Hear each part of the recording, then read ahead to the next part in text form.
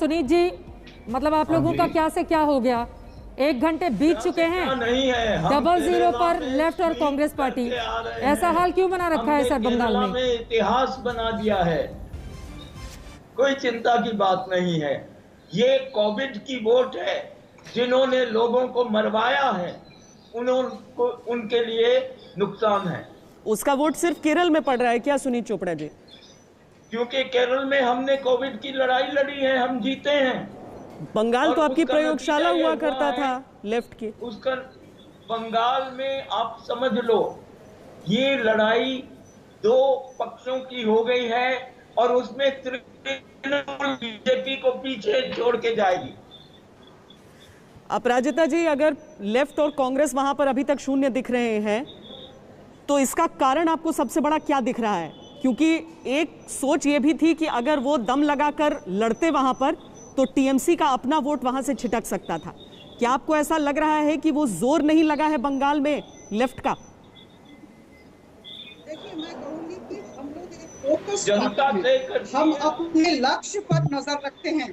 जैसे अर्जुन ने मछली की आंख पर नजर रखी थी जब हमारा कैंपेन चल रहा था, जब हम योजना कर रहे थे, जब हम लोगों के साथ मिलकर काम कर रहे थे पश्चिम बंगाल में, तो हम अपने काम पर केंद्रित थे और अभी भी हैं और आगामी दिनों में भी रहेंगे।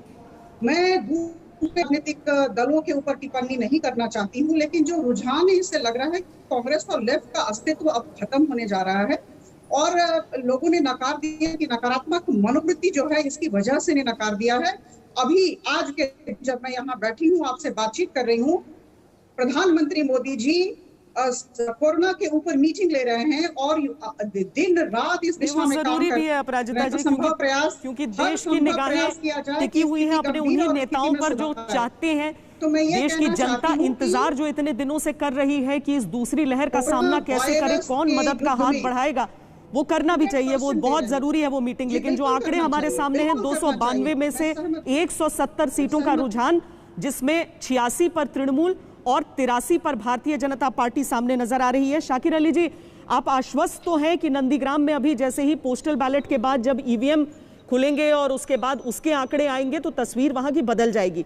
लेकिन ममता बनर्जी नंदीग्राम के चुनाव के दिन भी उतनी आश्वस्त नहीं थी, इसीलिए हमने देखा था किस तरीके से एक पोलिंग बूथ पर वो जाकर वहां पर धरने पर बैठ गई थी और काफी लंबा समय उन्होंने वहां पर बिताया था।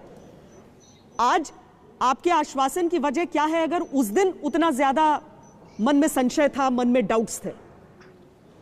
नहीं श्वेता जी, वहां जो बूथ पर दीदी गई थी तो वहां का जो सिचुएशन ऐसा था कि वहां का एक पोलिंग एजेंट को वो लोग वहां से खदेड़ दिए थे और आपने देखा होगा कि सेंट्रल फोर्सेस और वहां के सुपरिटेंडेंट ऑफ पुलिस जो मिस्टर त्रिपाठी थे वो उनके पोलिंग एजेंट के घर पर गए थे बुलाने के लिए। और ये आपके टीवी में भी दिखाया गया था कि उनको बुलाने के लिए गया था कि आपको कोई किसने भगाया, जबकि जब उनके माँ से रिक्वेस्ट किया गया कि उसको फिर से बैठाया जाए उस बूथ पर, तो उनके माँ ने कहा कि नहीं, ये जान के हमारे बेटा को खतरा है। तो ये सब जब घटनाएं दीदी को पहले से पता चली थी तो दीदी जो है उस बूथ पर डायरेक्ट चली गई थी कि इस बूथ पर इस तरह का घटना घटा है। तो ये कोई चीज ढका छिपा नहीं है कि वो नंदीग्राम में शुभेंदु अधिकारी और कुछ ही देर पहले शुभेंदु अधिकारी के काफिले पर भी नंदीग्राम में हमला हुआ था, उसी दिन की बात कर रही हूं मैं। उस दिन वहां हमला हुआ था जिसमें कुछ मीडिया कर्मी भी घायल हो गए थे। नहीं श्वेता जी, शुभेंदु अधिकारी पर बहुत सारे हमले हुए हैं, लेकिन उनके ऊपर वो लोग हमले किए हैं जो पुराने तृणमूल कांग्रेस थे और ऐसे भी कुछ लोग थे जो उनसे नाराज चल रहे थे, जो जिसके कारण से वो पार्टी छोड़ के गए, जिनके साथ में वो बहुत सारे लेन देन किए थे, वो लोग गुस्सा पर उनके ऊपर हमला किया। लेकिन तृणमूल कांग्रेस की तरफ से कोई उनके ऊपर पॉलिटिकल हमला एक भी नहीं हुआ है। चलिए, 88 और 86 2 सीटों का फासला रुझानों में इस समय नजर आ रहा है। 176 सीटों का की रुझान जो हमारे सामने है पश्चिम बंगाल के, और सारी राज्यों को अगर आप देखेंगे तो उसमें सबसे कठिन संघर्ष